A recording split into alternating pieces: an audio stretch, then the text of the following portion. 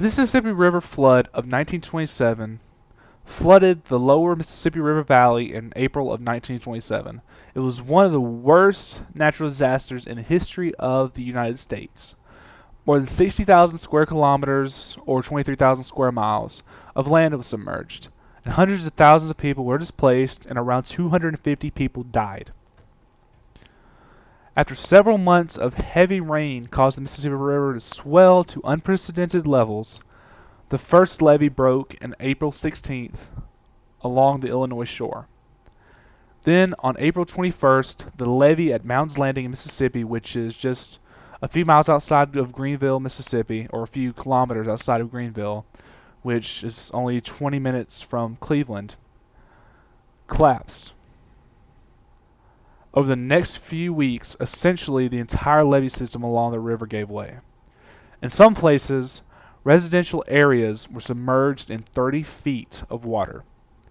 At least 2 months passed before this floodwater completely subsided. In the aftermath, authorities were severely criticized for favoring the white population during rescue and relief operations. Thousands of plantation workers, most of them African Americans, had been forced to work in deplorable conditions, shoring up the levees near Greenville. Then as the waters rose, they were left stranded for days without food or drinking water, while white women and children were hauled to safety. African Americans gathered in relief camps were also forced to participate in relief efforts, while receiving inferior provisions for themselves, and to clean up flooded areas. At least one black man was shot, reportedly for refusing to work. The flood brought about long-term social and political changes in the country.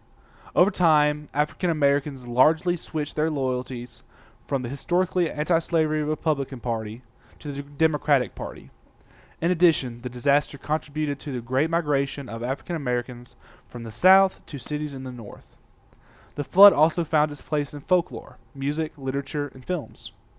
Popular songs about the event include Kansas Joe McCoy and Memphis Minnie's When the Levee Breaks, which was recorded in 1929 and reworked in 1971 by the English rock group Led Zeppelin, and in Randy Newman's Louisiana 1927, which was recorded in 1979. Now, in April of 2011, another flood happened due to buildup of rain and snow melt, and also heavy natural disasters like a super tornado outbreak in 2011. The effects of the flood extended beyond the exigencies of channeling water and relocating people in its path. The closure of main grain shipping ports in Natchez, Mississippi on May 16th sparked fears of the flood's effect on commerce. The port was reopened shortly thereafter on a limited basis. Major shipments of coal from New Orleans were also delayed. In the latter weeks of May, as the Mississippi River crested at flood levels in many areas and then began slowly receding, state officials began the process of evaluating evacuated properties for habitability. Many were condemned or would need to be gutted. The fate of cropland that had been immersed by floodwaters was uncertain, though historically the residual silt from such floods boosted soil nutrients. The passage of the water through agricultural and residential areas led to the deposition of debris and bacteria. Chemicals that had entered the waterways amplified the already prodigious effects of agriculture on the Gulf of Mexico, which has long suffered from an extensive dead zone caused by fertilizer-fed algae blooms that deoxygenated the water.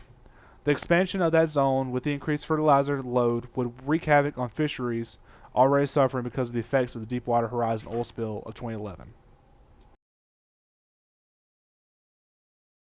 Now I ask, how are these floods similar? Both floods were caused by the breaking of levees.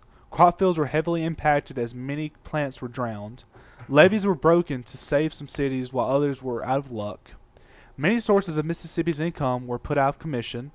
Casinos all the way up in Tunica, Mississippi near Memphis, Tennessee were out of commission for the entirety of the month of May.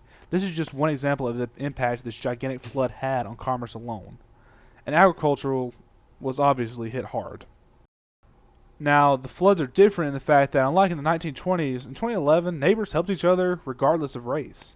During the 27 flood, African Americans were abandoned while white farmers were evacuated or given greater rations. Only 14 people died in the 11 flood, but nearly 250 drowned in 1927. While in 2011 we were more prepared to handle a disaster like a flood, in 1927 many were left without homes or work.